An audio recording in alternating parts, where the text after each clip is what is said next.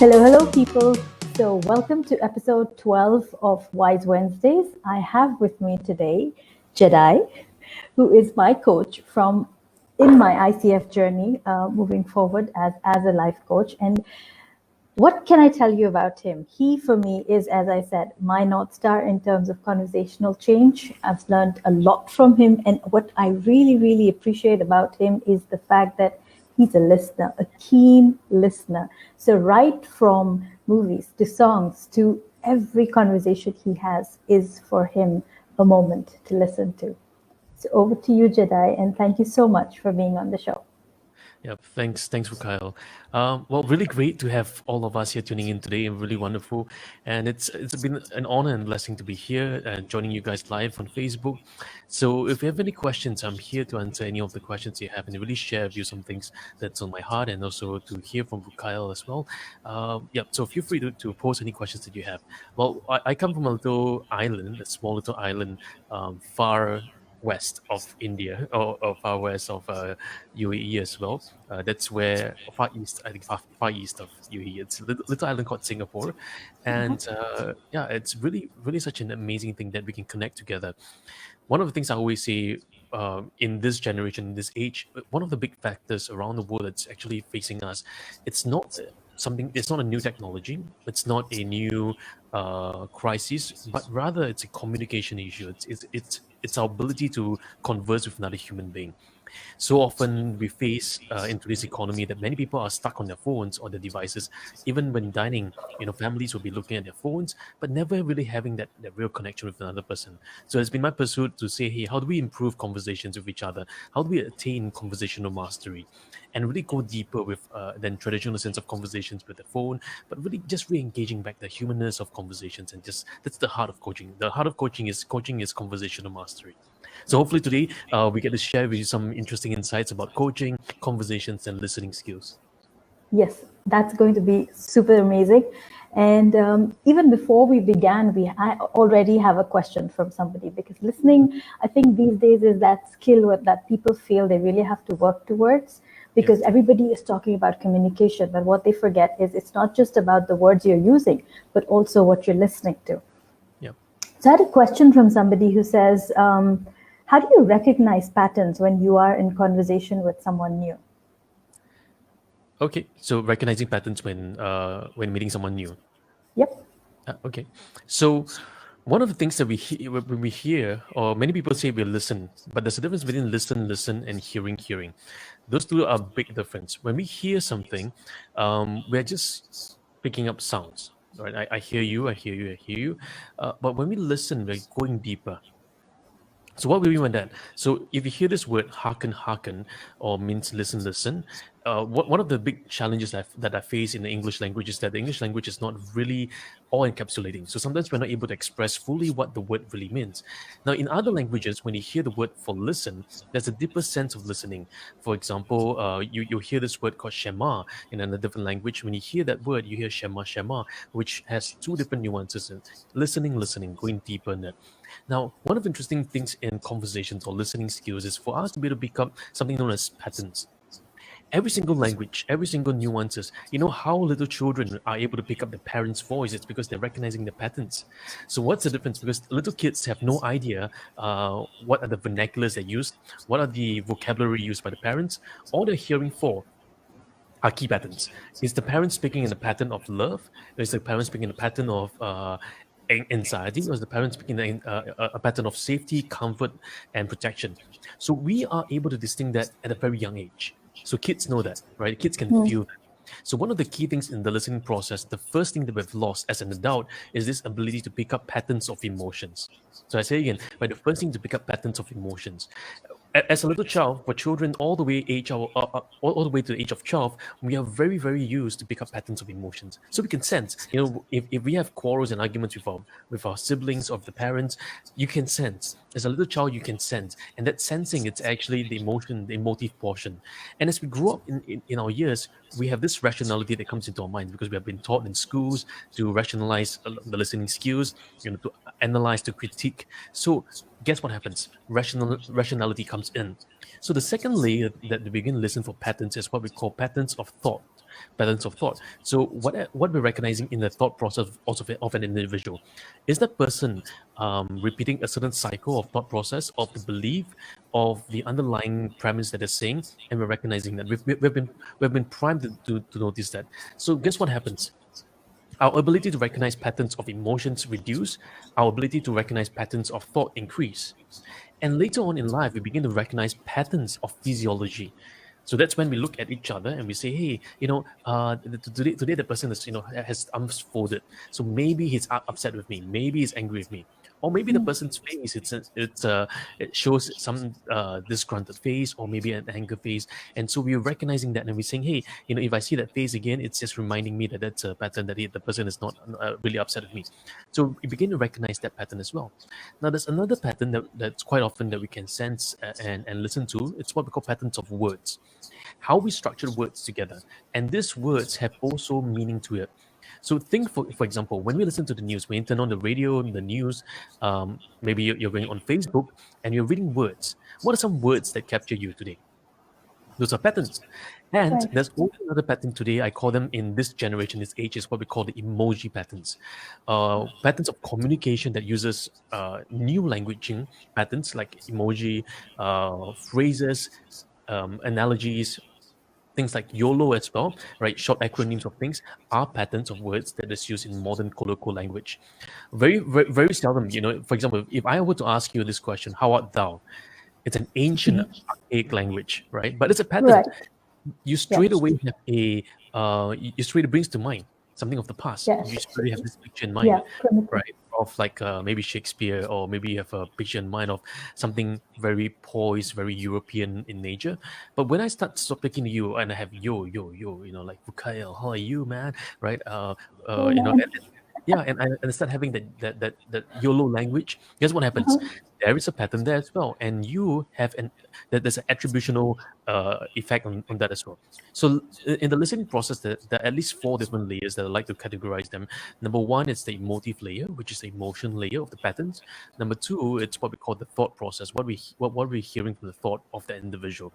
Number three, it's the physiology, both the body language as well as the facial recognition and all the other gestures. And number four, it's the words. But there's a fifth layer of pattern, right? So if you want to know what's the fifth layer of pattern, do post a comment below and says, I want to know the fifth layer of the pattern that we're looking at. Now, the fifth layer is this layer that many people don't realize, but we can feel it. We can sense it. We know it's there. And that's the pattern of energy, the pattern of energy.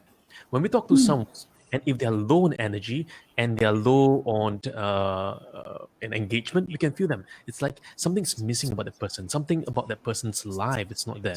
Sometimes when you talk to someone, it feels like almost their life is gone. Yeah. We're talking to a skeleton, right? There's no life there. And very much like on Facebook Live as well, we have to have more energy on Facebook Live because we are on this flat screen here. So there's life that we can sense. Every humankind can sense life in a person. They may be speaking words, they may be expressing some emotions, but when there's no life being transmitted across, there's no life patterns being transmitted across, we cannot sense the energy. So we call this energy, we call this life, we call this vitality, we call this vivaciousness of that individual. All these things are the fifth layer. Sometimes we call it energy, sometimes we call it the spirit, sometimes we call that spark or the sparkle in the person's mind. So when we're listening for things, we're listening to all these different nuances. So many people say listening is something simple. It's a soft skill. It's something that we all know it's basic. But I will say this: listening is not a basic skill. It takes years to master. In fact, a whole lifetime to master. And one of the fundamental things that has happened that's plagued our society today, it's the inability to listen to someone closely. So think about this. Every single problem in a team, in an organization, boils down to the ability of the individual, of the leaders, to listen to the people's plight, to listen to the team's challenges, to listen to the real issue at hand. So too often, as leaders, as parents, as spouse, as individuals, we are very quick to impose what we thought it was, right? Then taking a step back to listen through this whole layers before making an assessment. We're very quick to judge. We're very quick to put a front forward and impose our will on the person, but never really taking a step back and listen carefully to what the person is truly saying. So hopefully in this session we are able to shed some light into the listening process, and there's a whole wealth of things. This could be maybe a multi-year sessions that we can do together to have multi-part series of listening. Yeah. We could actually do that. We have a question here from Sharon who says, but that pattern changes when they become teenagers. So she's a mom of teenagers, and she's asking about, because you said that children up until the age of almost 12 have a pattern of they recognize emotions. So as they grow up, that changes. So how do you kind of come in alignment with that? Yeah, so that's a really good question. So, when a child is growing up, the superhero in their eyes, it's the parents. The parents are the superheroes of their mind. So when they're listening to the parents, every single thing out from the parents' mouth is gold. It's gospel truth. So that is true for a little child growing up. But up until the age of realization, when they realize that now it's switching from the parents' words are gold to the peers. So there's this transition of being peers as the key. So what we begin to realize at the age of 12, 13, 14, depending on the age of maturity, so everyone matures at different age, that children now don't look at the parents as the guiding post, they look at their peers to be able to navigate. So, for example, as a child, as they grow up, they're looking at the parents to know what's right, what's wrong, to know what's the social norms. They learn the social norms from the parents. But when they reach the age of 12, because of that peer, because of the maturity, and because of the awareness, now they're more aware of themselves, and they're aware of their maturity that's growing both physically, emotionally, and socially. Now they become more aware, and so guess what happens? They want to be able to be accepted in the social group. So that's why we begin to switch from the emotive process to the thought process, because by that time now the thought process is becoming mature. It's beginning to mature, and so for the patterns of the youth, they begin to see, hey, my friends are cooler. I don't want to be seen that as a mama boy, as a papa boy, going to school with my parents. I want to feel independent because my friends are going to look at me, right? So the sense of identity that's drawn from the parents becomes really, really strong. Oh, the drawn from the friends become very strong. So they're looking for peers as the formation, as the peer group. So oftentimes you see this. Kids who have strong peer groups will grow up more secure, but kids who grow up with no peer groups or isolated by themselves, they tend to not have lower self-esteem. So the change of pedagogical transform at that age is going to be very important. And that's when parents, we tend to teach parents at the age of 10, 9, 10, 11, 12 to teach children to know how to build strong relationships, to teach children to know how to create connection with someone else, to create conversation with someone else. Because the last thing that they want is to be left isolated out of the group, and they have nowhere to actually create connections with them. True. Yeah. Great. I have a question here from Kosaji who says, would you say there is a connection between short span of attention to listening? A short span of attention listening. Well, the correlation between those two is that if you have a short span of attention, it means that you're not listening to anybody. Today we say we have a goldfish attention span. But Yes. actually, what we have, it's not a goldfish attention span. What we have, it's the inability for us to stay focused at one point for long periods of time, because we get distracted into every single other items. Now, we are listening to everything all the time. But what are we listening to? So, for example, if your attention is on something, we tend to listen to those things that we have attention on. If our attention on something else, we tend to have attention on another object. So that which we focus our attention on, it's what we pay focus on, and that's when we begin to listen. So we tend to listen to things that we have focus and attention on. Just like now, if you are watching this Facebook Live and you are doing something else, you are listening but not really listening. You are focusing but not really focusing, because you're distracted by other things in conjunction. So the to that level of attention you place on something, that's to that level and to that degree you begin to listen across the different layers. So I see this, right, in listening process, there's a subsurface layer of listening, there's the surface layer of listening, and the super surface layer of listening. All these different nuances are how much focus you place on the consciously place on the particular topic that you're having attention on. So the more attention you place on the topic, the deeper the depths of listening you're able to go to. So many people say this, why is it that you're able to pick up certain languaging in a person? Why is it you're able to pick up certain beliefs and structural beliefs under the person?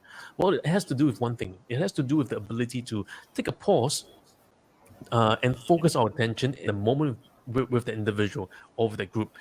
So in that moment, now your ears are hearkened to whatever the person is saying. Remember, we talked about the 5 layers earlier, and also we're listening across the depth as well. Not just the layers, but we're also listening to the depth of the topic that you showed at hand. And with that ability, we're able to then expand our listening abilities. So too often we are so distracted by different attentions, and that's why we're not able to listen carefully, because when our attention shifts, our focus shifts and our listening goes. So would that be very similar to selective listening? So is that like selective listening? Well, that's not quite like selective listening. Selective listening is a learned process, a habitual process. So selective listening is an outcome of an habitual process that you've installed in yourself to choose what to listen to and choose what not to listen to. So what happens in selective listening is that we teach ourselves over time that, okay, if it's a person that speaks like that, I'm gonna pause and listen to them. If someone else has a funny voice, like he talks like this, and it sounds really funny, and my mind is being installed that this kind of voice is not something I'm going to listen to, then I will park this one side. So we have learned throughout a lifetime how to choose what voice to listen to. And that is important for us. That process of learning, that process of discovery. So what happens is that when information comes in, it resides in the hippocampus before going back to the cerebrum and cerebellum as well. So what happens in this whole process of recycling through our working memories? Our working memories process all this information and data at hand. And when we process all this data at hand, we make references to the past historical data that we have in our cognition, and we bring forward, is that serving us? Is that helping us? Is that providing us some form of safety? It is, then it's good. We're going to do that again. If it's not, then we're going to go back again. So this whole process of going back and forth, it's what's causing us a lot of different challenges. So the selective listening process is actually a habit that we've created in ourselves. So, for example, you think about this, right? If you turn on if you go on YouTube and you scroll, and you press any channel, any video at all, and when you watch a video, what do we tend to listen to? We tend to listen to the voices in the video that we resonate with most. For example, if there's a particular politician that you don't like, or his voice that you don't like, or the character of the person you don't like, you tend to switch off because it's a learned process. So selective listening, it's actually a habit that you've installed in yourself. Can you change that? Well, you can. You can reinstall that habit as well. Okay. No, but what about those instances when you're communicating with somebody and you choose to specifically listen to only parts of the conversation, parts of the command or the message that is being conveyed to you? So you pick and are selective in what you're listening to, if I put it that way. Yeah. So even that itself is selective listening based on habitual patterns. Because, for example, this is what most people tend to do. Like when I listen to you, I'm sensing, okay, I know what Rukai is going to say. So I've already shut off my mind and I anticipate what you're going to say and I fill that in. So that itself is also a habit that we've taught ourselves. So too often when we're listening as well, even to the same person, whatever the content the person is saying, we tend to put the information that's there and we assume that that's what the person is going to say, even if the person is saying what we have assumed. So the more we do that, the more sometimes we call this the preconceived notion of things that the person's going to say. The more we anticipate that, the more we believe that we know what the person is saying, and that whole cycle happens. So next time we have learned that, okay, I know Ivaka is going to say this, and I know what she's going to say because I'm I'm the expert, so I know what she's going to say. So next time, guess what happens? Right before she even says, I anticipate what she's going to say, and then I would have answered. So, but in that process, we have learned to shut off our brain from listening, because we thought that she's going to say that, and we are no longer listening. I'm no longer learning. So in today's corporate age, and a lot of leaders as well, they've shut off their ears to the people. They shut off because they will say this, right? It's the same thing. It's the same topic. It's the same issue. And they've forgotten to learn to love people as they are. They've forgotten to learn to love individuals as they are, as imperfect as they are, with the same issues. Again, they forget to learn to love that. So take, for example, parents as well have this habit to do that as well to the kids, because when they see the same issues happening for the kid, it's like, I thought I told you that before. I've said it so many times. You should not be doing this. You should not be doing this. But for the child, in that moment, they're reliving that moment brand new, right? To them, it's a brand new experience. But to us, because we have been through the experience many times, we said, why are you so silly? You shouldn't be doing that. So guess what happens? In the child's ears, they're listening to someone nagging at them. So over time, this voice becomes a nag rather than actually a voice of support. So in the listening process, when we think when we're actually beginning to layer on these different nuances, it's going to be very important What is our intention? It's our intention serving us to show the expert within us, or it's our intention to serve the other person on the other side, to really help them to gain clarity about what are they really asking, what are they really wanting to know, what are they really wanting to have from me. So that's going to be an important process in the listening skills. True. Yeah. So we have a question from Cindy, but I will get back to that in just a moment. Cindy, just give me a moment. What Nishi has asked here is in alignment. We can segue into that. What would be your recommendation to get into a habit of active and focused listening? That's one. And then we also have Sonia who says as feedback, but sometimes you just zone out involuntarily when another person is talking. Not that you don't want to listen or you're not interested. So I think these both are connected. So could we address these first? Yeah, that's a fantastic question, right? Even for all of us who are watching this, I can guarantee that this is what's going to happen. You're going to hear my voice for the first 5 seconds, and you're going to zone out. 3 seconds, you're going to zone out. 9 seconds, you're going to zone out, and that happens to all humankind. It's going to be very hard for us to pay full attention all the time because it takes effort. It takes effort, conscious effort, to remain focused on a task at hand, which is listening is not an easy task. It requires effort to be focused. Now, what happens is that our conscious mind is a mind that just gets distracted really, really fast. That's why we say it's like a goldfish and just moves very, very fast. But it's to come back again. So, take for example, why is it that when we watch dramas, when we watch a movie, when we watch a drama, we get so enraptured? Why do we get so enthralled? Why do we get so captivated by movies and dramas? And it seems almost as if they're just getting our attention again and again and again. We cannot get our eyes off.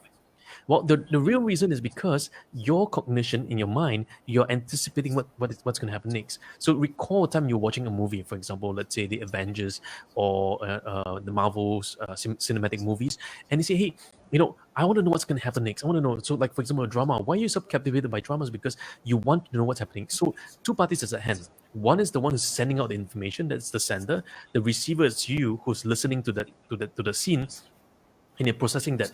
And at the same time, you're actually anticipating, you are participating in the whole process as a listener, which is why you become so enraptured and so engaged. So one of the tricks that movie makers will do is that there's a big difference between a long form movie and also a traditional classical movies, as well as modern day movies. Modern day movies are cut and sliced in a way that always changes. The scenes always changes in a few seconds to just keep your mind engaged, re-engage, refocusing on something new.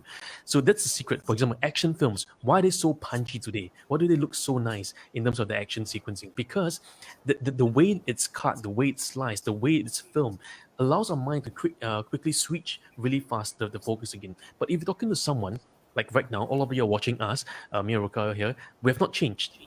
Our position has not changed, right? I may be Right. moving more like this, but our position has not changed. So guess what happens? It seems almost still, right? It seems almost still. So our minds begin to drift off. Now, the way to get back there, one of the habits that I teach all conversationalists and coaches around the world, is this habit called the habit of being present. The habit of being present. So how do we do that? It's a very simple process. Now, the habit of being present is noticing when your mind is drifting off, to consciously pick that up and be aware when it drifts off. So you time yourself, for example, from the time your mind drifts off to the time you are aware of your mind drifting off, time it. How fast, how long did it take for you to be aware? So the first step is to be aware that your mind is drifting off. How long does it take? Does it take you 1 second, 2 seconds for you to realize that your mind has drifted off? Then the next step is to bring your mind back into the present moment by telling your mind to say, hey, okay, now let's go back to what the person is just saying. What have I missed? What is he trying to say? What am I learning in this process? Now, the reason it's our mind get distracted as well is because we think we already know what the person's going to say, so we anticipate 4 to 5 steps in advance. That's why we become bored. We're not actively in the process learning. So rather than thinking about what the person is going to say, this is how you can participate for you to be engaged in the conversation by thinking about these things. So one is to be aware that your mind is drifted. Number two is to get yourself back into the moment. Number three is to tell yourself to say, hey, what can I learn from this? What am I learning? What am I discovering this for you? For you personally, what am I discovering this? Because in the discovery process, in the creation process, in the creative process, what then happens is that you become engaged. You begin to think. You begin to wonder. You begin to find connections. What is becoming clear for me? What's becoming unclear for me? So if you participate as a listener, now your engagement rises, and that habit of being present now becomes stronger. So the habit of being present, it's first recognizing when your mind drifts off, and then second, it's to bring it back into the moment and asking yourself the question, what am I listening to the client? And then being participative means how do those things relate to my learnings? How do those things relate to whatever am I discovering? What is something new I can experiment today? What's something new I'm discovering today? What is something that what's an opportunity that I can grow from this? How can I learn from this? How can I grow from this? What is something that's becoming clear for me? Or what's becoming unclear for me as well? So this ability to participate in this state, the state of participation, is going to be really important in maintaining the presence, so that when the presence gets shifted off, you're able to bring it back again. When presence shifts off, you're able to bring it back again. Now, this is not an easy task. It requires conscious effort, conscious active play for you to be all out. So one of the things that I also teach coaches and conversationalists around the world is to be playful. Children can play the same thing again and again every single day. I have my kids, and they watch the same show again and again every single day. We get bored after watching a movie the same time, right? But they can watch the same show. So they were watching Angry Birds again and again and again nonstop. So I'm saying, hey, aren't you bored by watching the same movie again and again? Well, they're not, because every single time they're watching, they're creating a story here. They're creating moments, right? So they're participating throughout. So the reason why today we're not is because we are so used to feeding. In schools, the teachers teach us, shut up, sit down, listen. Shut up, sit down, listen. So we shut our mind, we shut our mouth, we shut our ears, shut every single thing out, and no wonder we lost the art of listening. Right? When we were growing up, we were listening with our entire body, listening with our movement. You see kids moving into the rhythms. We see kids engaging with their eyes, their ears, and their mouth. Sometimes I call these different gates: the eye gate, the mouth gate, the ear gate, and all these gates are where we get actively engaged. The reason we're not listening today is because we're not actively engaged and not participating in the moment of the client. So by maintaining the presence, it's a lot of different things that we talk about, right? By maintaining the presence means that there's a few things you're going to do. You're going to measure how fast and how long it takes you to be aware that you're distracted. How soon can you bring yourself back into the moment, and then get yourself into the participative state and be playful and go all out in the conversation. And that will the more you do it, the more it becomes a habit for you. And so next time, when talking to someone, the first thing you can do is to look at the eyes. Like right now, I'm looking in your eyes and saying, hey, what's becoming real for you? What is becoming clear for you? And look at the person in the eye and just explore with them. Have a conversation with them. Now, one of the secrets as well, if you have a face-to-face conversation with someone, is to look them in the eyes. Yep. Now, that will cause you to be very focused, because when you look at someone in the eyes, you're peering into their eye gate. You're peering into whatever that's in their world. And sometimes peering into the eyes allows us to draw something, something amazing. Now, what happens if you don't have the chance to meet them face to face? Well, in a video setting like this, the best way is to capture them through your entire body. So, for example, this I purposely move my hands like this and to capture you in like that, so that you can see a big difference. By doing that, unconsciously, I'm telling you to listen. Unconsciously, I'm telling you, hey, look at this, right? Look at what's going to happen. And it gives you a direction for your mind to begin to absorb whatever we're going to talk about and be participative and have a play at it and and to go all out with it. Yeah. So this is just some ideas for you to try out. Now, again, are there more things? Yeah, we talk a lot more things in some of our classes, and we have more experimentation. But I would say these are some practical things that you can try out by yourself at home with your friends and your families as well. Absolutely. So going back to Cindy's question, and this is really nice how it beautifully blends in. Cindy says, I can tell from body language when I'm not being listened to, and I tend to stop talking as a result. Why are people poor listeners, and can people be taught to listen better? Can people be taught to listen better? Is that a question? Yes. Yeah, okay. Well, people can be taught to listen better if they want to. It all begins with whether they want to and not whether they have to. If they have to listen better, then it's going to be a tall mountain to climb. But if they want to, yes, right? We all can learn. And the big thing that we have not been taught is, how do we learn to learn? Many of us have been, taught in school, this is the way to learn, right? There's a certain pedagogical way to learn. You can have 3 objectives: content, reflection, and that's the way we learn. Or the Bloom taxonomy, that's how we learn. But we've not learned how to learn. We've not learned how to take a step back to learn, right? And in schools, we have been taught this is the only way to learn, and it's very sad because our children, everyone learns differently. Some of us learn participatively. You must engage with us, like put in the chat box. Some of us learn by just listening. Some of us learn by engaging. Put a thumbs up, right? Put a love, a hardship if you love this thing. So we all learn differently. But how do we want to, or do we have to? Now, if we have to, then maybe the learning process may be harder, right? Because we are forced to. But if we want to, then that's a whole new desire, because now the responsibility rests on the individual. Right. Traditionally, the responsibility rests on the teacher to make sure that the students are learning. No wonder the teachers get stressed out. But if the children are taught that, hey, learning is not teacher focused, learning is a process, you can get to enjoy the learning, then our children, when they look at homework, their perspective of homework will change. One of the big things is that many people have asked me and say, hey, why are people so afraid of homework? I can Yeah. tell you, all of you who are watching this, I'm going to give you homework after this, right? But when you think about homework, oh my goodness, it scares you. Why? Because we've been anchored, linguistically anchored, to think that homework means tough, difficult. There's deadlines. There's no lifeline. As a teacher, there's not going to help you. So no wonder we're stressed out. So rather than thinking about homework, why not let's think about home life, right? We're doing life, Okay. right? We're learning, we're developing. And when that happens, the insatiableness to learn, it's great, right? And one of the big things for in the learning process as well is to recognize that it's okay to fail. The more you Yeah. fail, the better, right? In schools, we are taught the opposite. If you fail, it's bad. Yep. You only strive for perfection. No wonder when we listen in school, we shut off our ears because we're afraid of failures. Think about this. When Einstein, or even Thomas Edison, when Thomas Edison first discovered the notion of the light bulb that we have here today, it's that he had a lot of feelings, right? He had failed a lot. He has gotten himself into the debt because of all this inventions created, but he failed and failed and failed and failed and failed again. But had he been taught in school that failure is bad, guess what happens? We wouldn't have the light bulb. The same thing when Galileo Galilei first discovered that, hey, the Earth doesn't, the sun doesn't revolve around the Earth revolves around the sun, and he was called a heretic.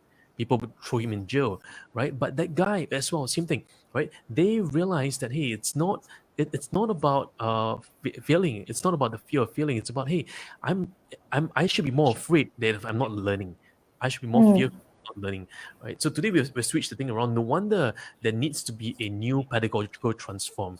And I'm seeing this happening all around the world right now. There is a new revolution is happening to our education reform. The old ways of schooling, it's long gone, right? Because we're no longer living in the industrial age. We're now living in the modern times, living in the transformative times.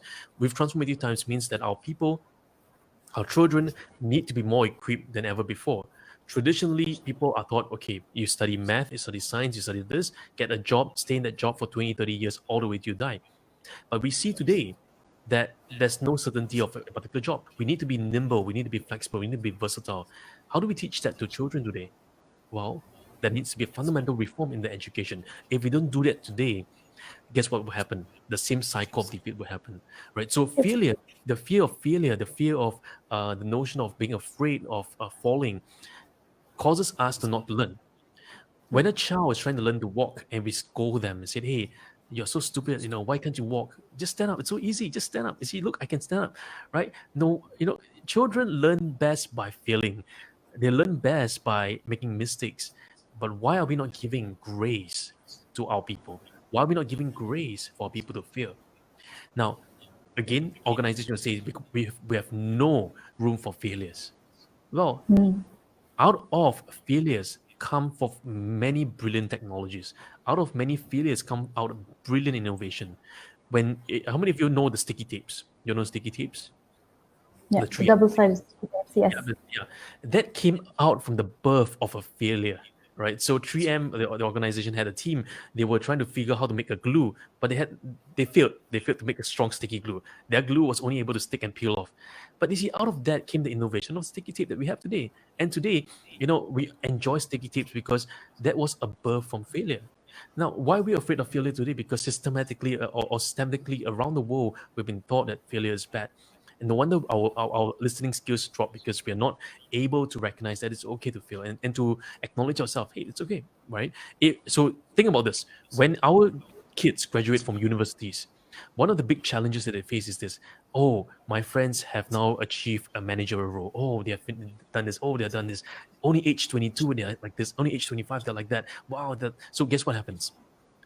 They're afraid because now they're comparing themselves with others and say, hey, everybody else is running the race ahead of me and I'm just behind. I'm lagging behind.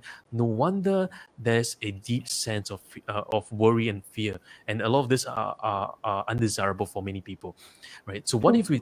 what if we teach our people, what if we teach our kids today that, hey, it's okay to fail, right? What's the worst that could happen? Maybe I'm just one step back, but at least I got the learnings, right? Maybe if I fail 2 times, maybe I'm just 2 step backs. But guess what? At least I have the learnings. I'm not feeling backwards. I'm feeling forward. The last thing we Mm. want is to realize that we're not even growing at all for 10 years, 20 years of our lives because we think that we already know it all. One of the great treasures of failing is that there's lessons to be learned. Are we using the lessons to move us forward, or are we allowing that failures to prevent us from moving forward? That's going to be a big paradigm shift. Absolutely. So we have a lot of the comments that have come in. So we have Abdullah who says there's technology that helps us with keeping track on our focus. Now one device is called Foci. Fossey, yes. Oh, okay, Foci.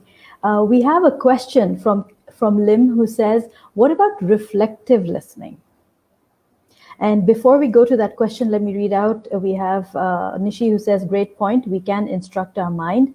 Gopalan who says, I do watch movies. I like many times over, never get tired of them.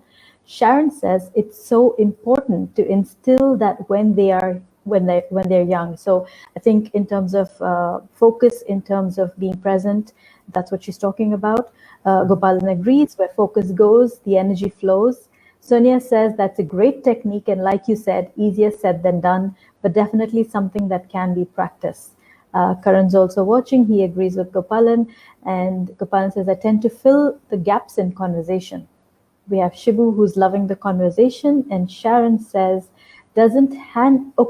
so hand gestures, when you were talking about hand gestures, in some cultures it can be considered aggressive, and also in the Middle Eastern region, looking straight into somebody's eyes could be considered disrespectful. So we'll first go up to that question on reflective listening, and then take a look at cultural acceptance. Yes. So, Yeah.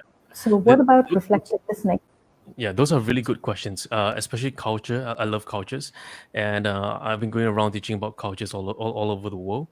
Now, let's talk about the reflective listening first. And there are many schools or many research papers on reflective listening. Sometimes I call them reflective inquiry rather than reflective listening, because listening it's not a singular process. It's a duality process where the listener and the sender and the receiver have this duality effect, meaning to say that both parties are actually engaged together. So when we say reflective inquiry, reflective listening, what's really happening is that we're reflecting back to the person whatever we're hearing, not adding anything else to the mix, keeping it as neutral as possible. So for example, if I'm hearing you, am I reflecting back the words back to you in your words, in the way you're learning, or am I reflecting back with the way I phrase it? So for example, if right now Rukaya asks me, what's my thoughts on reflective listening? And I reply that and say, oh, what are my thoughts on active listening? That would be a complete change, right? That would be a completely different thing. So reflective listening, it's reflective in the same way and the same structure of the question or the statement or the question that's presented to you, and it's just reflecting back to the individual. So, for example, if the person says, I'm just thinking whether reflective listening would really help me or not. So, and I'm going to reflect back to the client. I'll say, okay, so what I'm hearing you is that you're wondering if reflective listening it's going to be useful for you or not. So, in the same way it's structured, in the same way it's phrased, I'm going to reflect back. Very much like a mirror, as if you're mirroring back that structure, the sentence structure to them, even if it doesn't make English sense, even if it doesn't make physiology sense. Why is this important? Because what how the client says it, it's what they understand best. So the semantics and the syntax by which it's spoken, all of us have a different way of understanding language, because the way we structure syntax and semantics in our minds are very different from the way another person does that. So if I phrase things like I am happy, for some people, am happy I am. Yoda loves that, right? Yoda loves to have it in reverse. Happy, I am. Right? So the way we understand language and the way we understand words, when we do reflective listening, we're reflecting as if as if in the mirror, reflecting back to the person, the question, and then inquire deeper into what the person's meaning and listening back to us again. And when we listen, we're listening again. Whatever we listen to, there's always going to be a filter. Meaning to say, there's always going to be a filter that we're listening to, because how we're listening, it's not pure listening. All of us are listening not purely, because right now, even if as you're listening to me, you're not listening me to me in purity. You're listening me through the filtered ears of your lens or the eyes or the mouth. Why? Because all of us have different kinds of presuppositions. All of us have that. All of us have different beliefs. So all this acts as filters, and when we listen to someone. So for example, based on your history, based on your experience of what reflective listening is, you're going to compare that with whatever you just heard.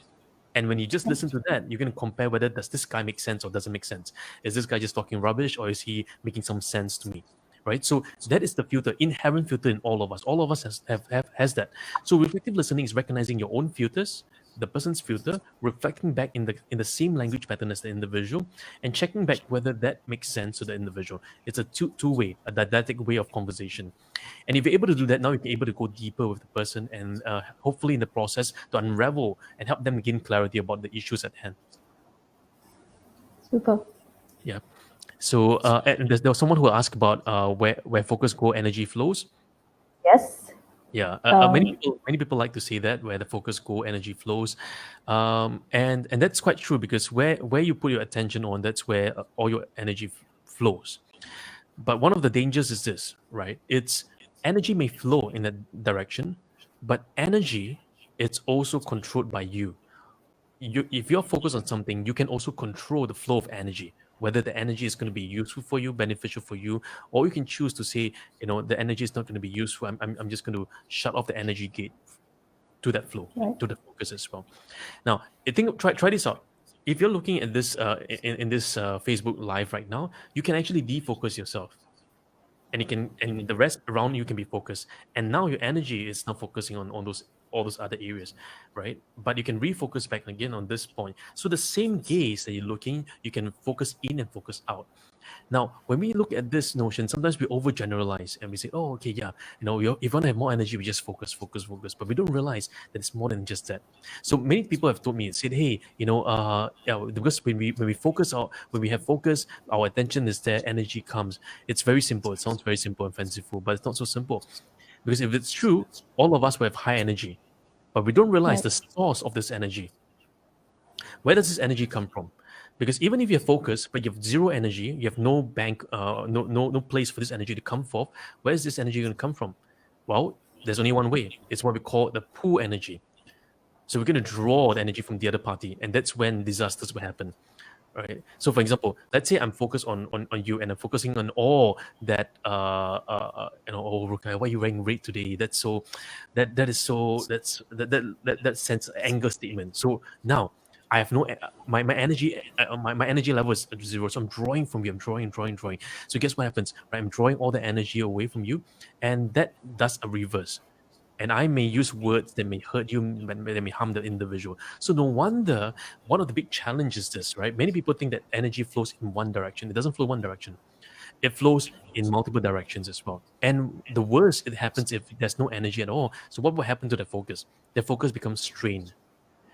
So on one hand, it's sometimes nice and fanciful to listen to all this catchphrase, but sometimes if we take a pause and listen carefully, what is it really saying? What does it really mean by focus, where focus go, energy flows? What does it really mean? What it really have we overgeneralized to a point that it doesn't even make sense? For example, one of the famous words we always hear this today in modern motivation speakers, they always say this, right? Just take action, because you have action, you have results. Massive action equals to massive results. So people tend to There's one more. this. There's one more, and I'm sorry to interrupt, but there's one more there, Yeah. which is fake it till you make it. Now, really, how do you address that one? I really have to get that one addressed. That's a really good question as well. Fake it till you make it. So let's talk about the where massive action equals massive results. So we see, guess what happens when we overgeneralize? Generalization is the attribution of deletion and distortion. So Yeah. many people who have learned this thing called neurolinguistics programming, they've not learned it properly around the world, right? Because they talk about generalization, distortion, deletions as separate things. They're not separate things.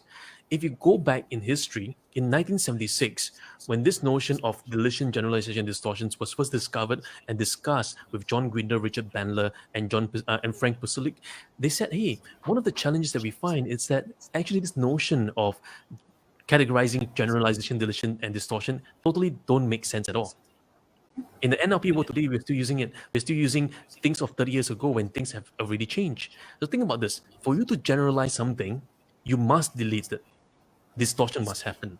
So if that happens, how can you categorize them like that? It's not possible. So when John discovered that, he said, hey, we got to fundamentally recalibrate in terms of how we categorize, how we chunk things together, and that was the whole birth of the ideas of how we chunk information together. One of the famous authors on chunking as well said this, right? I think you can watch some of my videos on YouTube as well when I explain a bit of history. So sometimes we overgeneralize things and we forget what it really means. For example, massive action equals massive results. What on earth is that? So it creates an illusion. Oh, okay, if I want to achieve something in my life, I just got to put more action, more action, more action. But the opposite is true. If you put more action in something, but the action is wrong action, no wonder you get wrong results. So it's true, right? Massive action equals massive results because massively wrong results. Or sometimes you may put an action and you have zero results, massively zero results because the action is inaction. But before action can come, something must happen before that. So listen to the words, right? Listen to what the person's really saying. What does the person really mean when they say massive action equals massive results? What are you trying to allude to? Is it just a something that sensation you're getting? Is it something deeper? Well, this is what I always tell people. Before massive action can happen, you need to have massive alignment. Because if you have action without alignment, what kind of action are you doing? It's no longer focused action. You need to have massive alignment because to know the action that you're taking, you need to be aligned of where you want to go. But before alignment can happen, you need to have massive attention on the right thing. If I'm focused on the wrong thing, if my attention's on something else, and I apply action there, guess what happens? I will go in the wrong direction. Just like when we first learning to drive, right? If our focus on driving is just on the pedal, and we just let's just step any pedal, just put action on it, right? You may press the wrong pedal, and it either accelerate you or cause you to stop. But when your attention is on the right thing, on the right object, when it's aligned to who you are on inside, your beliefs, your structural beliefs, your values, and what you want to achieve, when it's aligned, when alignment comes, action follows. I don't force action. Action is a byproduct of alignment and attention. Too often we're looking at the result, at the byproduct, but we forget what happens before that. People want the action, people want the results, but they don't realize what it takes to get that action and results. It takes clarity, alignment, and attention that happens before that. So now, this is how we apply our listening skills, because when we begin to listen, we say, hey, does that make sense? A lot of things in today's world and today's vernacular don't make sense at all. If you take a step back and listen carefully to the underlying structures behind that. Sometimes the phrase, the catchphrase may sound fanciful, things like fake it till you make it. It sounds very fanciful. Just fake it, come on, right? If you want to be a YouTuber today, you want to be a Facebook, you want to be someone famous today, we only have 17 people watching us. Never mind, just fake it, somehow fake it until we can make it. One day we have 17,000 views. Well, that notion of fake it till you make it, what are we listening to? We're listening to this premise that says this, right? If you want to achieve greatness in life, just do it, just fake it, right? As if you are. Now, however, when you try to fake something, it doesn't show. Nothing shines because it shows when you're faking it, and yeah, it shows when you're. It's correct because it's very evident. Yeah, it is because it's not aligned to you. It's not aligned to who you are on the inside of you. Just like this, right? If we come online on this Wise Wednesdays and we say, hey, we're just going to share some ideas and hopefully from 17 viewers we can get to 17,000 viewers, and okay, come Ruka, let's fake it until we make it. It doesn't make sense. But why is it that we're purporting this all the way through? Why are we purporting this? Why are we believing that this thing work? Because listen carefully to the words there. Fake it till we make it. So there's an overgeneralization of the sentence. That is a mutant model, right?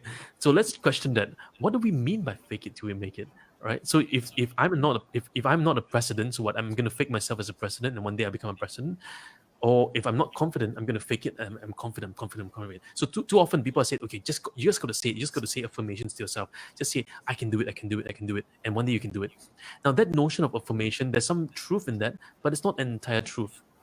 parts of truth doesn't make it a full truth, right? So the notion of fake it till you make it lies from this premise that that if you want to succeed, just as if you are, right? Embrace as if you are, and do it. And that has a problem, because one of the big problems in that is that, does it align to who you are on the inside of you? Does it align to your belief system? Does it align to your value system? Because if I want to be a singer, and I just said, okay, I'm just gonna fake it. I'm just gonna imagine I'm gonna sing, right? Just fake it till I make it. Because one day my croaky voice will sound majestic, will sound like Michael Jackson. It doesn't happen like this. We all know it doesn't happen like this. How many of you have tried singing and you just fake it until you make it? It doesn't happen. Confidence as well. The more you try to fake it, the more it doesn't happen. Why? Yeah. So this illusion of truth. I call them the illusions of truth, or sometimes we call them the mirages of truth. It appears as though they are true. It sounds nice. It sounds fanciful. But I always would challenge people. I challenge speakers. I challenge coaches. I challenge leaders to take a step back to, what are the words they're using today? Are those words? Do those words really make sense, or have we overgeneralized to a point that it doesn't make sense at all? It sounds fanciful, nice to our ears, but not applicable at all. What we want today is actionable, applicable things that we can use, right? Not something that motivates us and inspires us. Inspiration must produce action. If inspiration produce happiness and good for everybody, then I failed to inspire people, because the outcome or the fruit of inspiration is action. After today's conversation, if 20 of us watching this live, but none of us have taken a single action, me and Rukayo have failed our job to inspire you, right? Inspiration will always produce action. But I don't look at the action first. I look at the inspiration to inspire you so that you can begin to find alignment for yourself. In that process, finding alignment for yourself, what becomes true for you, out of that comes forth action. We don't force action. We don't force results. Results are a byproduct of the alignment that happens before. So today you may say, okay, then what about if I have no confidence? How then do I gain more confidence? Do Yeah. I act as if my first step is to go back to, what do you truly believe about yourself? What do you truly believe about that? Begin at that stage. Find clarity and alignment and congruence with yourself. When congruence is there, whatever you do, you're absolutely clear. You're absolutely courageous. There's no more sense of uncertainty, because when you are congruent with who you are and what you believe in, whatever you speak, you have conviction.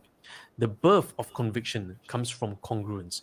If you want to speak with, if you want to speak with conviction and courage and confidence, it stems from competence of what you know, and also congruence of who you are and what you believe. And when that happens, bam, you're very clear of what you're speaking. When I was growing up, one of the challenges I faced was speaking in front of class. Right, I'm an introvert myself. So many people say that, oh, you're not an introvert because you like to talk a lot, right? But I'm an introvert. I love to be by myself. I can be one corner by myself in the little red chair over there, right? So, but guess what happens? When we are congruent with who we are and we truly believe the words that we're saying, we're living it out. We're not faking it out, but we're living it out. Many people read a lot of books, but they're not living it out. Many people hear a lot of messages, hear a lot of motivation speech, but they're not living out the very motivation they have on the inside. People are looking for the next motivation. But I always say this: motivation is a byproduct. Motivation is not what you're looking for. What you're looking for is the clarity and alignment within yourself. And then you want to take an action. You want to take the next step forward. You want to take a goal forward. Not trying to, so what we say is this, right? We're not trying to force it out. We're not trying to make things happen. We're helping ourselves to realize what is true for us. When we realize what's true for us, we will do it. Absolutely. Yeah. Wow. So I think also when you're looking at the whole fake it till you make it concept, you end up with that, what do you call that? The syndrome, imposter syndrome, where Yes. deep inside, you're not living your true self. So we have a few comments that have come in. Shibu says, it starts with the realization that I need to learn. And he has a question here. He says, how do we adapt our listening ability in these times when learning in classrooms is giving way to new technology like Zoom, Teams, Google Meet? Is there anything to be unlearned as we face this apparent new normal? Great question.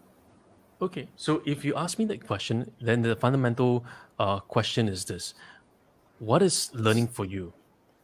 It's learning a medium of conversation. It's learning something else. It's learning a content. It's learning discovery. It's learning something else. So when we talk about the different mediums, that's a medium of communication. So we can do it live, face to face. We can do it over Zoom. We can do it over anything. The thing that has changed is the medium of communication or the medium of conversation. But what hasn't changed fundamentally, it's the words, it's the imagery, the sounds that we're hearing. That has not changed, right? But what has changed is the medium. So what you try, what I'm hearing you is that how do we then adapt to these new mediums, these new norms? Can we do that? So many people have said, one of the big challenges that many people face is that can we actually have a conversation with someone over text without even videos?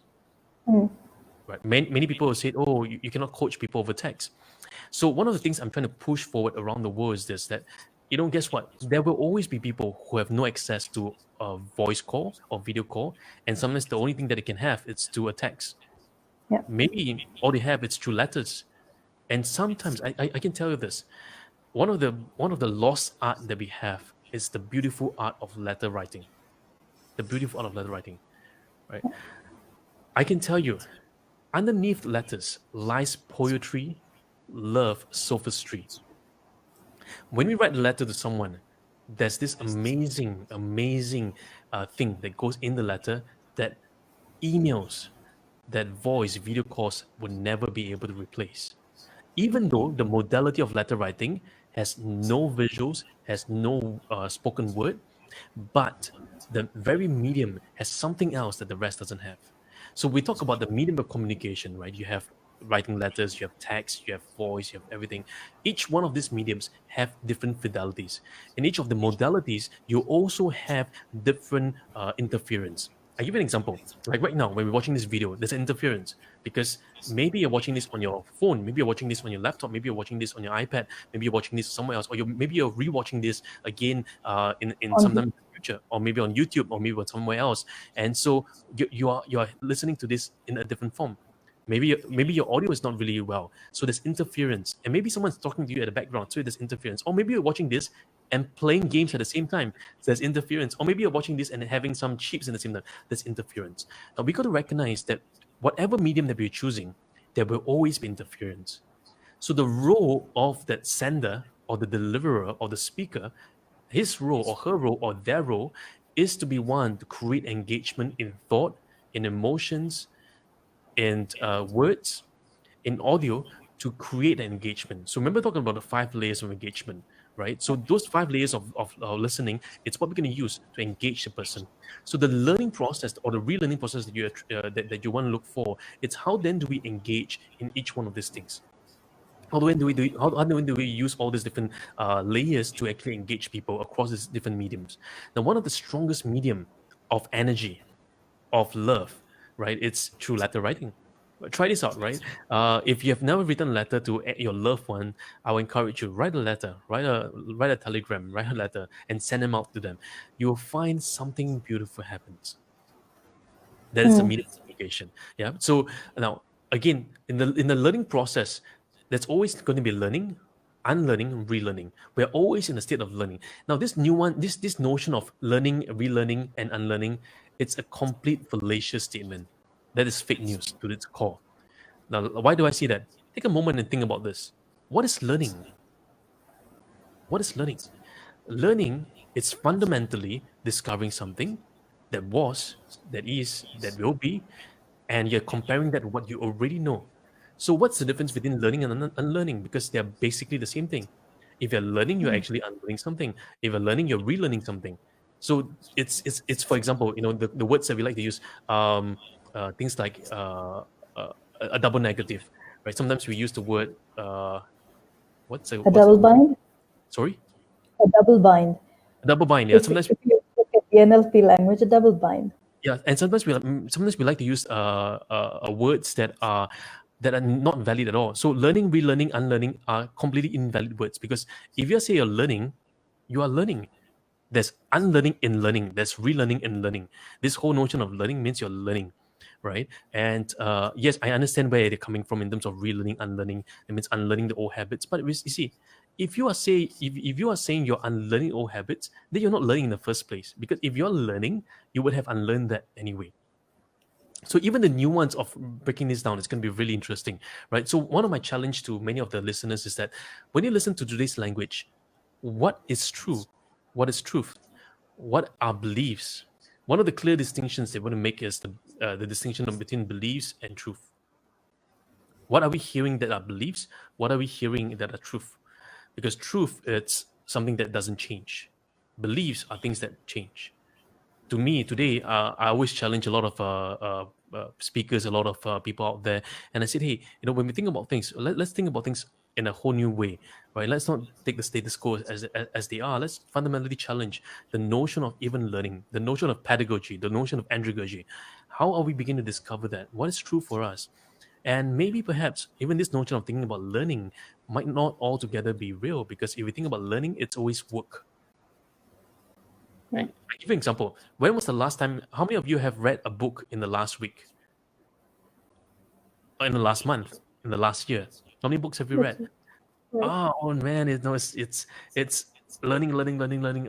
So learning becomes a chore. So this notion of you got to learn might be a chore. So there's a linguistic anchor to that word itself. So perhaps today in modern words, maybe what we want to do is just to be, hey, let's explore, let's be curious, let's experiment, let's just have fun. Let's have fun at discovering something new today. And one of the secrets of speed reading, one of the secrets of learning something and integrating that within yourself is this notion of repeated application, repeated application. And when that happens, what happens is this, right? We take a notion, we take something from today and we apply it repeatedly, constantly over the next 7 days and 14 days. When that happens, you begin to form a new habit pattern in the 21st day. In Atomic Habits by James Clear, he alludes to this, that one of the things you want to do is to take bite-sized things and apply it every single day, just small little things, right? Even from this conversation that we have today, for those of you who tune into Rukaya's conversation every single day, she's online, right? I mean, I post videos once every week, or maybe a few videos every week. She does it every single day. How many of you, when you listen, you take one thing from what you receive and apply it constantly and change that? When you do that, learning happens. Yeah. So that is my take on learning, relearning, and unlearning. I truly believe there's only one thing, which is learning. If you're learning, there will be unlearning and relearning to do. True that. Yeah. So a long answer to a short question. No, it's totally worth it. Celeste totally agree that fake it till you make it doesn't apply for confidence. Nishi says, in today's world, often listeners could seen as passive participants, and if they don't cut and challenge the conversation, they may seem to lose out in the rat race. Unfortunately, I've experienced this a lot during my career.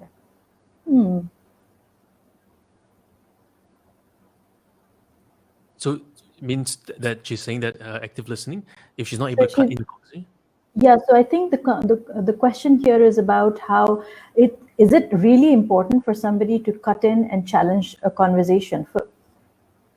So okay, so I'll challenge the well, one of the things is this, right? This notion of challenging the conversation is a very Western philosophy, a very Western cultural philosophy, that we got to challenge it, right? If something doesn't go well, let's challenge it.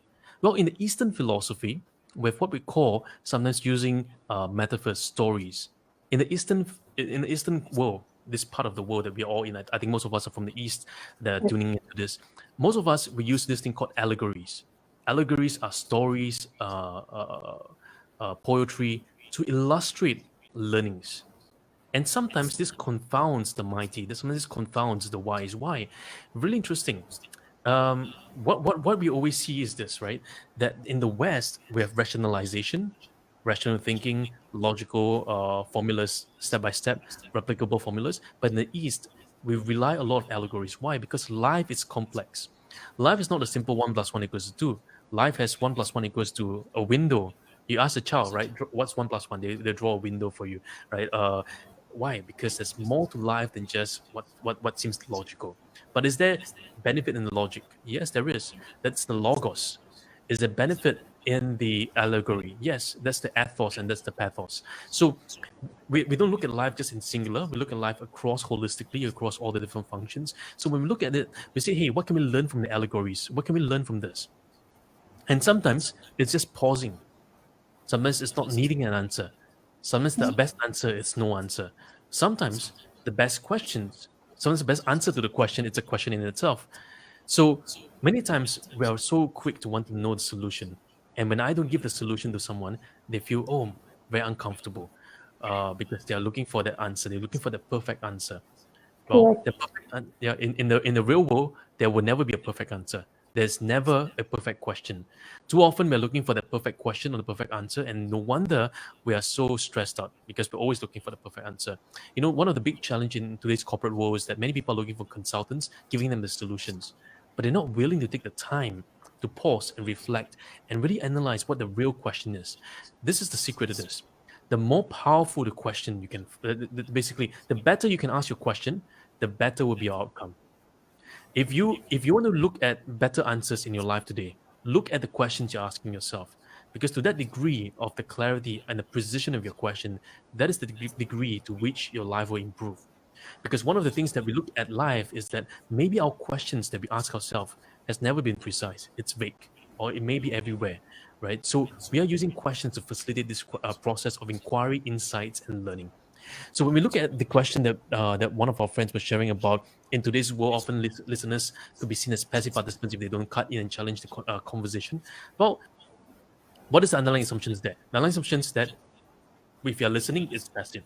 Well, not quite. In fact, one of the things you can do in a setting like this, sometimes just by listening, you could create ideas. I've seen teams when you have very quiet people. Sometimes the quietest in the team are the ones with the greatest ideas. But as a team leader, I must know how to draw out from each individual. Now, again, if you are in a multinational company with different people of different cultures, do you need to learn to speak up? Well, then you have to because you're in different context, right? So again, we got to respect the culture of the organization, to respect the culture of the entity, and we got to recognize that which place are we in because we need to apply the context in the right in the right situation. So, for example, if you are in a multinational company and you have a lot of different people from different cultures, is speaking up important? Yeah, it will be important. Why? Because that culture rewards people for speaking up. Now, if you don't like such a culture, can you change? Yes, you can change to another different company that has a different culture. Now, the thing is this: if you are an employee of a particular organization, you will have to ascribe to their culture. Because if you don't, you're not aligned to the culture, you'll be miserable. And that's why Hmm. things that I do with a lot of hotel chains and hospitality chains is this: we need to align everybody to the same organizational culture. If that happens, to the last man, to the janitor, to the people on the ground, to the receptionist, everybody is conveying that same culture, that same smile, not just the top people, but every single person downstream. Now, it's okay to disagree with the culture. If you don't like the culture, go to another different company, right? But if you have no choice but to work in this company, then you have to realign yourself to that company's culture, right? Because if you don't, the reality is this: companies are built based on economies. So the economy of scale are this, right? If you don't align to the culture of the organization, there's two options: either you get fired or you get miserable, right? You go to the workplace miserable, right? Yes, So yeah, to me, it's your alignment within yourself. What do you want for yourself? true.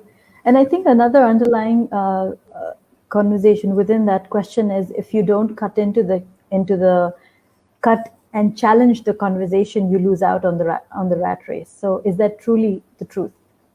Well, it depends on which company you're in. So, like I said, if you're in an organization that's highly competitive, that if you don't speak your mind, you don't speak it out, right? Then another person might come in because that's the culture within the organization.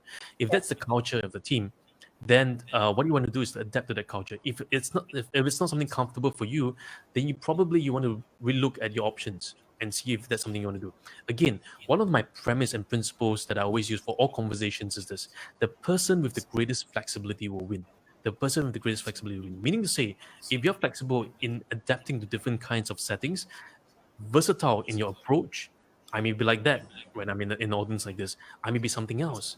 Right? If I'm able to be flexible, then I'm able to be able to navigate through the challenges and all the different challenges and problems that I face with different cultures.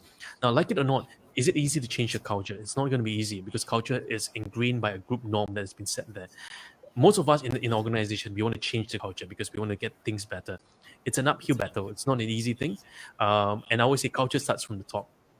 Culture always starts from the top. And in your own life, you are the top, right? You set your own culture in your life. In a family, if you're the head of the family, you set the culture. And in the same way, organizations, the leaders set the culture of the teams. So sometimes guess what? We will never have perfect leaders. Some leaders we got to adapt to them. Sometimes they're just placed in positions of us. Some leaders we got to support them. Some leaders are great leaders. Now, do we complain that this is a bad leader, that's a bad leader? No. At the end of the day, they don't owe us they don't owe us a life, right? Neither do we owe them a life. We have to manage our own life as well. So culture starts from the top, man. Culture starts from the top. If the culture doesn't change there, everything below is not going to work. So to me, when I look at the last person on ground, the employee on ground, I know whether there's a strong leadership. Leadership, whether an organization has good leadership or not, is not about the leader. It's about the people on ground. When I look at the people and I talk to them, I know whether this organization truly has a strong culture, truly have strong leadership. The mark of a strong leader is not the leader, it's the team. When I see the team, how well they're performing, that shows how great a leader they have. Leadership has nothing to do with the leader. It has everything to do with how well the team are performing. The greater the level of performance of the team demonstrates the effectiveness of the leader, not the other way around. Many leaders today have this title on themselves. Oh, I'm a great leader, right? Because I'm CEO, I'm a COO, I'm a whichever OOO or whichever C-suite I am. But they fail to realize it's nothing to do with our titles. They are called positional leaders. Yeah, they may be great at the skills, they may be great at something, but they are never truly a true leader. Because leadership is these two words, leader and the ship. You have a ship. Yeah. The leader is on the ship. Yeah. Who's on the ship? The team is also on the ship. So everybody's moving in a direction. The leader sets the direction, everybody moves with them, right? So everybody aligns to the vision, to the leader's culture. Because if anybody is out of alignment, guess what? It's gonna fail. In the same way, if you're on board a ship, everybody have to learn the culture. Everybody have to build the culture. Now, again, does it mean that the leader has to force down his culture on the team? No. We can have collaborative culture. The leader can gain feedback from the people. The last thing we want is what we call a yes man culture. Today we see that, right? Everybody's afraid to speak up to the leader because everybody, oh, okay, what the leader says, yes, yes, yes, yes, yes. That is a poor organization as well, because guess what happens? The leader at the top never sees the blind side, Yep. because all he hears is all the great things. To me, in my team, I always tell my team, tell me how can I improve? Tell me what you don't like. And after every session that we do, we always have a debrief and I say, hey, tell me what do you like, what do you don't like. Now, do I take it on the feedback? Yes, I take it on the feedback. Do I adopt all the feedback? I will decide which feedback would be aligned to the outcome of the organization. Because sometimes feedback may be useful, but as the leader, you have to determine for yourself which feedback you want to take in to move forward. Because a leader, if takes in every single feedback and he just move, he's not a leader. He's He's just confused. yeah, he's just like a follower, just moving everywhere because this person says this, I changed. This person said that I changed. Guess what? The leader doesn't have a view. The leader doesn't know what his stance is. The leader is not leading. The leader is being led by the people. Yeah. So getting feedback is important. Listening to feedback is important. But ultimately, the leader has to decide which feedback would he use, and he would have to take responsibility for the decisions that happens for the team. The team will take responsibility for the task. The leader's responsibility is to the team. So that's a big distinction. Many people think, oh, it's this company is the leader, so it's his problem, right? If the company doesn't do well, it's his problem. No, it's not his problem. As a leader, I'm responsible to my team, but my team is responsible for the results, and that's a big distinction. Responsibility to and responsibility for. And that's a big difference. Yeah. So many people they are not able to delineate these differences, and no wonder organizations are not having performing team. I cover a lot of this in our team performance coaching program with coaches, and I think Rukai was one of our participants there. Really Yes, exciting I program. was. Yeah, it's 4 days of immense learnings of team performance. Today you have a lot of team performance models out there. I always say this: models and frameworks never change lives. Models and frameworks never change lives. Conversations changes lives. Coaching changes lives. And that power, all it takes is one conversation with someone that literally changed your life. Think about this. In your life, what was the conversation that someone has asked you? What was the question that someone has said with you? Most of the time, it's a conversation. It's a statement. It's a question that will change the way you're thinking of things. So I would say this, right? If you're afraid of of losing out in the red race, my question to you is this: why are you in the red race? You should be in the human race, right? So rather than thinking that you're in the rat race, why not think yourself as in the human race? Now, and I would always like to reframe things in people's mind. I say, because you see, guess what? The same event can be experienced in many different ways if we change, if we allow our frames to change. I have this book that's upcoming, maybe in the end of the year or the next year. It's called the book is called Frame. The way we frame our lens will be the way we see our lives.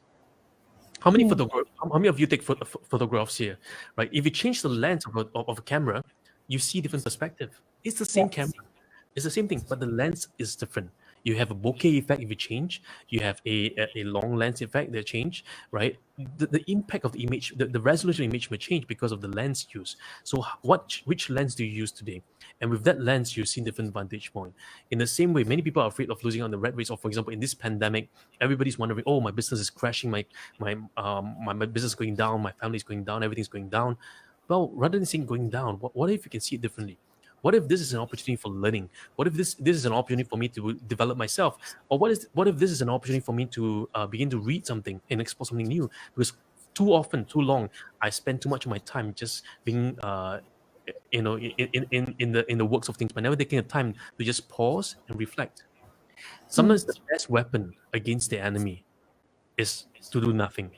Sometimes the best weapon in this season is not to try to do something more, but just to take a pause. Sometimes the best form of recovery is when you take a pause and rest and reflect. When was the last time you take pauses and reflect? One of the biggest element, if you want to get a key out of today, is to learn to pause. Learn to pause and learn to take chunks of time in your day to pause and reflect on things, not to rush. You see, the problem with the rat is that it's rushing in the race.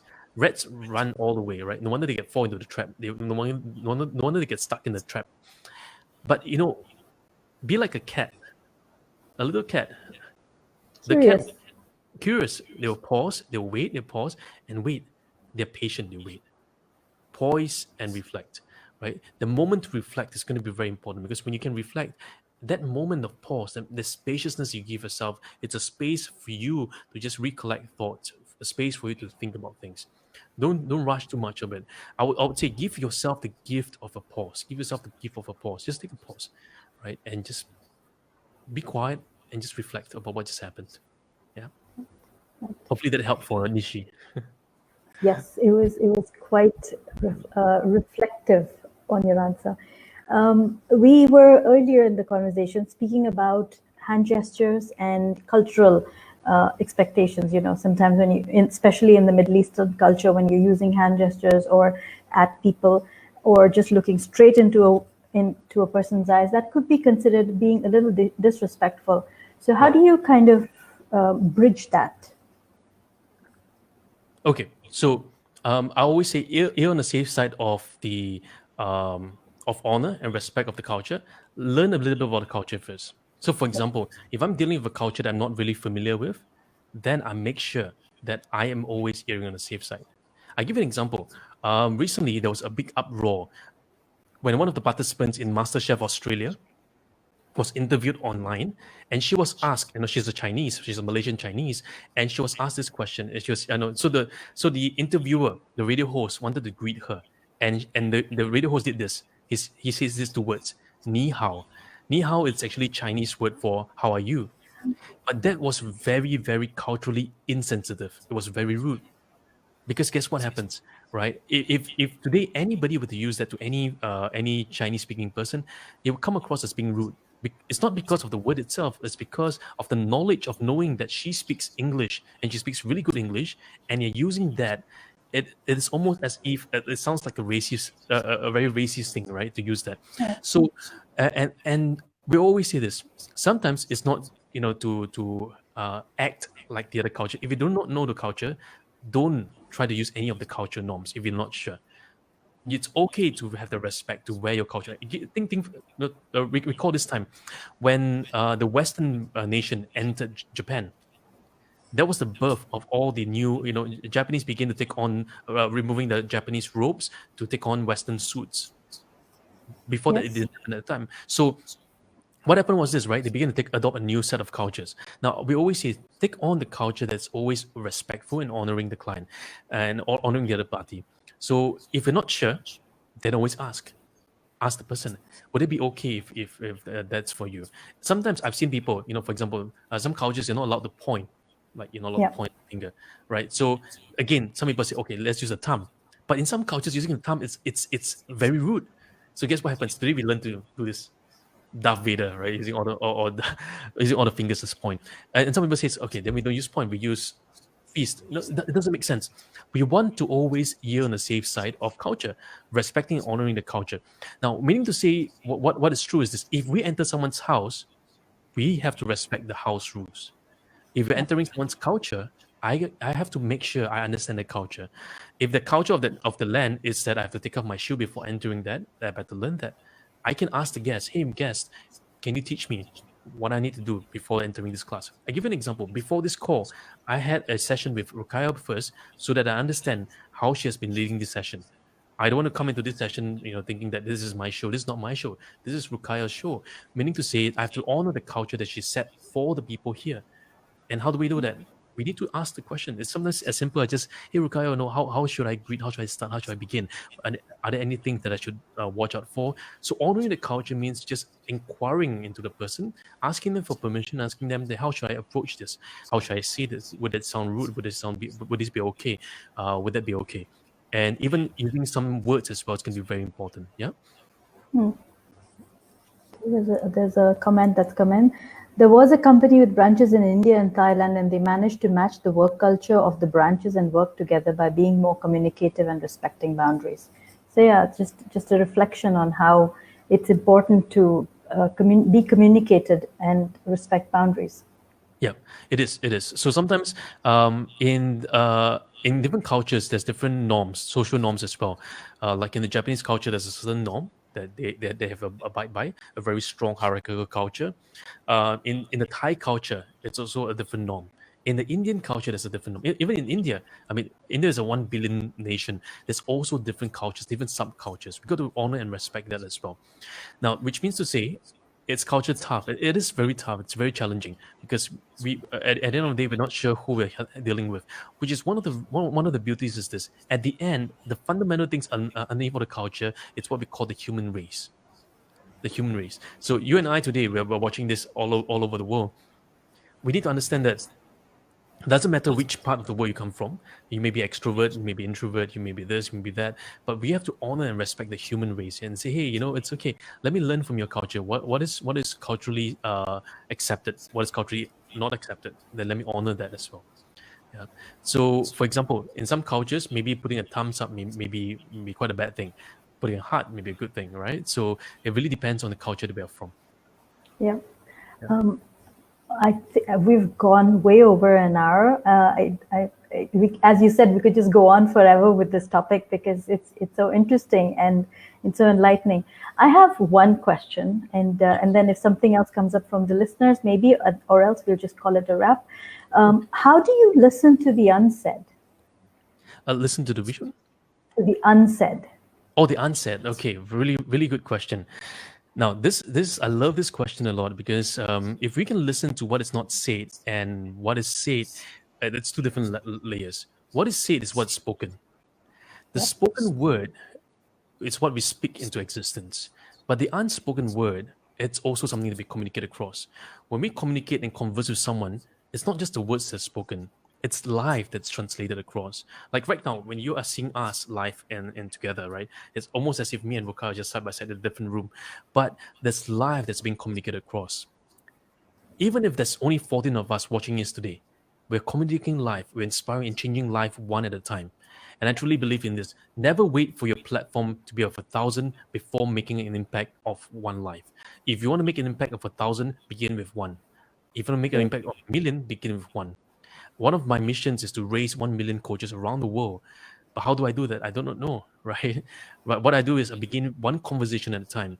Coaching, it's all about having one conversation at a time, impacting lives one conversation at a time, one at a time, one at a time, like just like that. Now, when we listen as well, we're conversing not just with the words we speak, with the emotions that we convey, with the body language and the gestures we come across, with the thoughts, and with the energy that we bring across. So what is not said It's all these underlying nuances that we're bringing across in the visual. And sometimes with this dimension, sometimes I call it the sixth dimension or the sixth sense, right? We talk about the 5 different senses just now. We talk about what is the emotions, what is the words that comes out, the thought. We also talk The about action. the body language as well, right? Now, there's also a sixth sense, which is that transdimensional sense. Sometimes, if I sit down with a person, I do not know why, but I could sense a familiarity of that person. Sometimes we cannot explain that. What is that, right? And is that something consciously we're aware of, unconsciously aware of?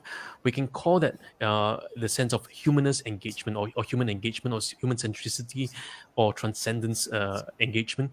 But we all know this. We can sense the genuine human spirit. Sometimes I call it the connection of the spirit, because sometimes what goes beyond words is the spirit and acknowledgement. Because sometimes think about this. Today, every single thing we want to do, for example, a business contract, we want to have it in black and white. Every single thing. Okay, like for example, if I'm working with Rukaya to launch a business together, oh okay, Rukaya, let's have it in black and white. Every single thing we want in black and white. But you know what? Not everything can be in black and white. How much more you want? The piece of document be so thick. And many times in business, especially in business in the East, we tend to use this one thing.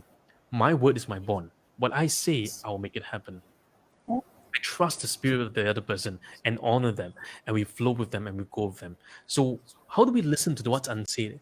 It's a practice of being consciously aware and tuning ourselves, not just to what is said, looking at the congruence of the person to what is the energy that's bringing across, to the eyes, to the energy of the body, to the thought process of the individual, to the spirit of the heart.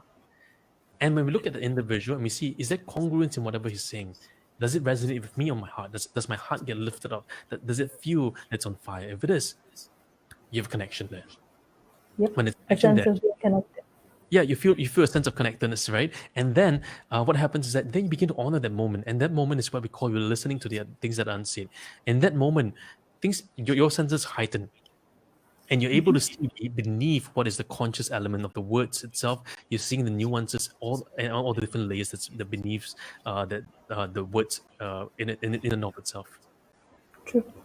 Yeah, and the A spirit of spirit of, discernment. Yes, it is. It is yes. a spirit of discernment, right? And sometimes we call this hokmah in the Greek, or in the Hebrew as well. We call this the spirit, and the wisdom. For example, in the Greek word, there's different words for wisdom. You have the word for Sophia, right? Like philosophy. Sophia, it's the word for wisdom, practical wisdom. So there's different words for wisdom as well. And this wisdom is, sometimes we say wisdom that's from above. Why? Because sometimes wisdom is it's not by experience. Wisdom is by age. It doesn't mean that you're 80 years old means you're more wise. You should be, right? You should be. But wisdom, it's given from above, meaning to say that wisdom sometimes go beyond the sense of age. Sometimes wisdom is in just being quiet and just by listening to that person. Sometimes we hear this old adage that says this, right? The first to speak always reveals himself. And this is so true. I always tell coaches and tell leaders and speakers all around the world, be fast to listen, but slow to speak.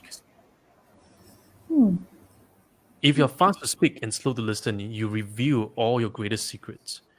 Because this is true. Whatever you say reveals a part of you. Whatever you say reveals a part of you, because whatever you say tells me a lot about who you are on the inside, and how you say it reveals a lot. So if you want to come across as someone who is discerning, someone who is actually listening, be slow to speak. Allow others to speak first, and listen to what they're saying, and then you're able to make the right assessment of what's happening in the situation. Great. Thank you, Jedi, for that. I think we have covered everything in terms of comments and questions that came in. I'm really tempted to ask just one last one. May Yes, I? yes. Yeah, of course, fulfill your temptation. Thank you. So we say we live in a noisy world, right? So Yeah. do you have to raise your voice always to be heard, or is there another way? So and just adding to that, I've realized that when we speak louder, we tend to compromise on our hearing ability, and it actually happens even physically. When you're constantly speaking very loud, you feel like you're beginning to hear a little less. So to rise above the noise, do you always have to raise your voice? No. So the truth is this, right? The voice of truth tells a different story. I had this YouTube video on the voice of truth. Now, the voice of truth will always stand up because the loudest voice in the room is not always right, and we always know this, right? In a room, if you hear someone speaking really loud, sometimes it irritates us, and sometimes the loudest voice may not be the voice of truth. The voice of truth can be the still small voice on the inside, and sometimes the voice of truth speaks more in terms of the weightiness of word. I call this, words have power, words have weight. A person who just speaks loudly requires his voice to put weight on it. But a person who is meek, who is discerning, who is able to utilize words well, his words have weight, even if he speaks quietly, even if he speaks with rhythm and pace. So think about this. People like Muhammad Gandhi, does he speak loudly? Princess Diana, does she speak loudly? Mother Teresa, does she speak loudly? No. In fact, a lot of these great leaders, even Steve Jobs, his voice is a small voice. But my, in the words, are amazing gems of nuggets of truth, right? A lot of times, people who have spent times and years reflecting about life, contemplating about the philosophy of life, contemplating about origin, meaning, destiny, and morality, they are people who actually take pauses, and the way they articulate their thoughts, it's never one of imposition, it's always one of exploration. So today, I always inquire people. I said, hey, when we're having a discussion today, are we trying to show what we know, or are we trying to explore the horizons together? Yeah, because it's not about showing what I know; it's more about having that discussion, the discussion, because the truth will always stand up. And I always see this, right? That the voice of truth will tell a different story, because the voice of truth will say, "Do not be afraid." What's the voice of truth today in the conversation? And that voice, it will stand strong.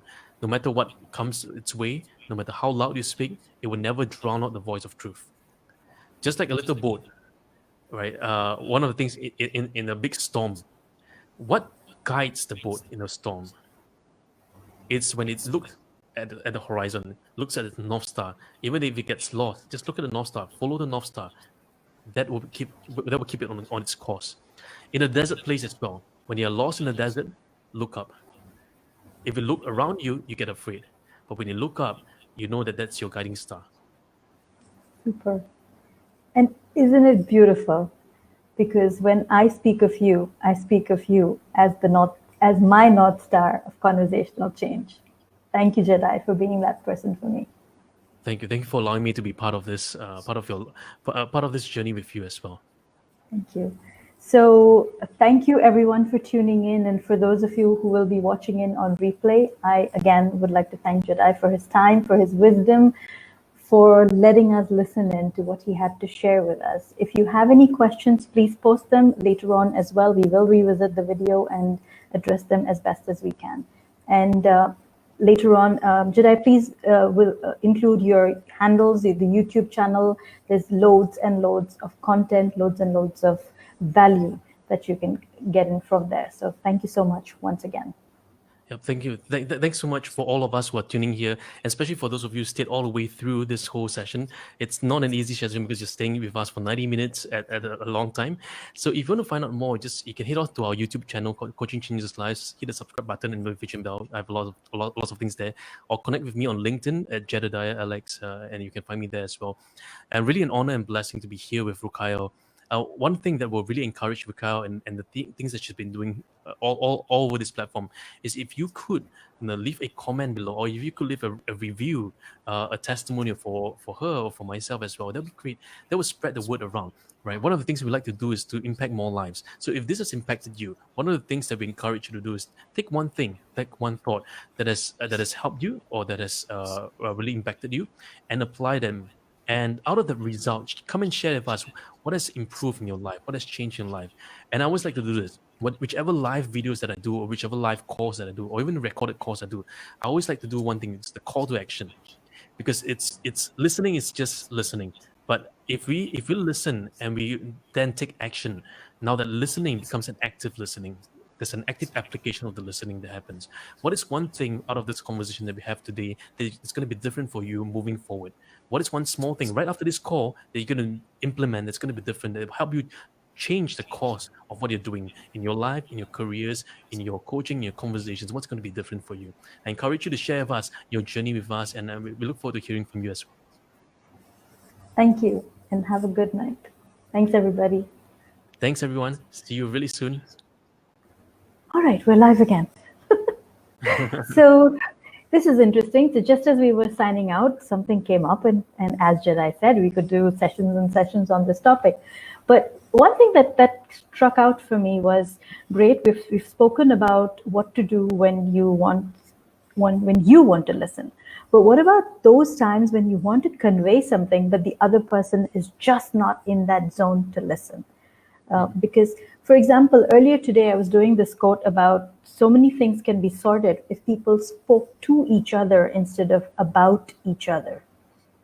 And one of the comments that came in was, yeah, but what that works only when the person is in that place of acceptance. So how can you convey your message otherwise when someone doesn't want to listen? Yeah. So how do you speak to someone who doesn't want to listen? How do you listen to someone who doesn't want to listen? How do you convey something that someone doesn't want to listen to? Now, the secret really is this: nobody wants to listen to someone if they don't want to listen to someone, and nobody wants to listen to advices or anything that they don't want to. So the only way for us to approach is not to convey with words, but with other ways of communication as well. So, for example, imagine this: the last thing we want is that our voice becomes an anchor of neck. Think about this. Sometimes, if our parents tell us to do things and it becomes like a neck, and that to us is, oh, I don't want that anymore. So one of the approaches to go about that is that we can be creative, right? One of the things I like to do is just give silence. Be silent in the moment. And that space that's created sometimes is the best form of communication, because the best form of communication is not the ones in words, but sometimes it's the ones in reflection. One of the stories I heard from a philosophy from the samurai is this notion of reflection, silence. They have this thing called silence. They give themselves space for silence. And sometimes in the moment of silence, we think we're not conveying anything, but we're actually conveying one of the most powerful thing ever. It's the notion of non-verbal communication and non-word communication. So sometimes we can do that. Other times, we can use other forms of communication. We don't have to use words. We can use expressions of love. We can use expressions of body language. We can use expressions of smile. We can convey them through the eyes. How many of you seen lovers together? When you look at each other, they're looking at each other in the eyes, and you can see a lot of love there. And they convey through the eyes. Nothing with words, but just with the eyes. And you can sense so much love there. So sometimes people say, hey, I need to tell the person this. I need to tell the person this. But sometimes do you need to, or does the person already know what you're going to say?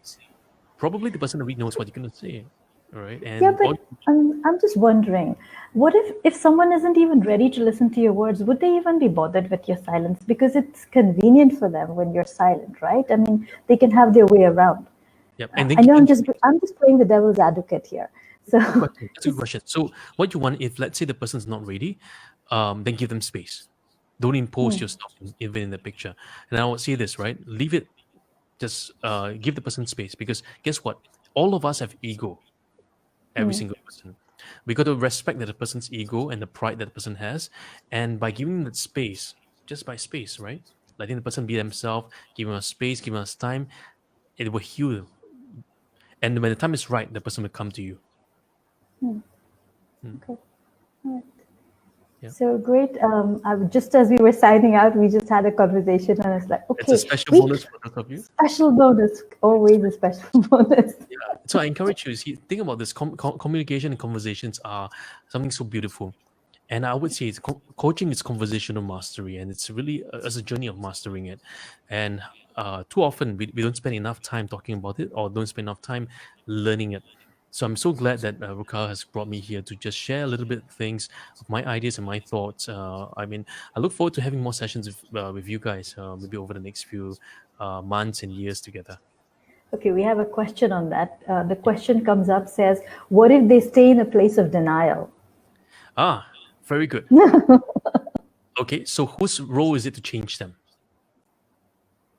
So whose role is it to change them? Yeah. So think about this, right? A person can choose. Every one of us have the freedom of choice, but we're not free from the consequence of that choice. You're free to remain in denial, but you're not free from the consequence of living in a denial. If the denial means separation from friends and loved ones, you must be ready to accept the consequence. I give an example. If I put my finger into the electric circuit in the socket, I can say no, no, no. There's no electricity. It's fake news, fake news, fake news. If I put in there the freedom that I have, the choice that I have, but I'm not free from the consequence of it. In the same way, our clients or the people that we talk to, they're free to reject us. Okay. But again, I will honor their freedom. I'm not going to impose my freedom on the other freedom because they have their own autonomy. I have my own autonomy, right? The last thing we want to do is to impose our autonomy and expect them to listen to our autonomy. If we want to honor their autonomy, we got to give them space. And even if they live in denial and they don't want to accept any help, don't worry, right? The thing about the thing about life is this: you've already planted a seed. They know where to turn to. Sometimes it's a process where they need to overcome their ego, they need to overcome their pride, but it's okay. Give them time, give them space, and they will come back to you again. Okay. And is that different from how is being defensive different from guarding your space?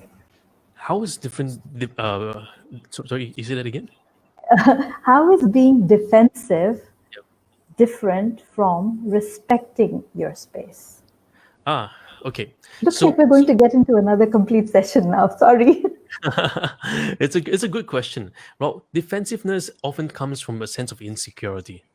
So I would say this: when someone's defensive, when they raise the defenses, you have just hit a little spot in their heart, a little filter, and that sense of insecurity that's evident there. So defensiveness, it's an evidence of places where they're insecure. All of us have that, no matter who we are. We all have areas of insecurities. We all have, right? To the day we become perfect, to that day we will always be this imperfect person. Conversations and communication is not about two perfect beings having conversations. It's about two imperfect people having the flexibility to meander and navigate through this conversational process and to find that acceptance. One of the most complex things that we have not we never learn in school. It's how to form greater relationships. In fact, we spend so much time learning math, science, English, whichever languages they are, but we never spend time, not even a single subject on relationships. It's devastating, right? So I would say this, right? One of the things about this, even the word relationship has the word ship. We are on the same ship. We're all on the same planet.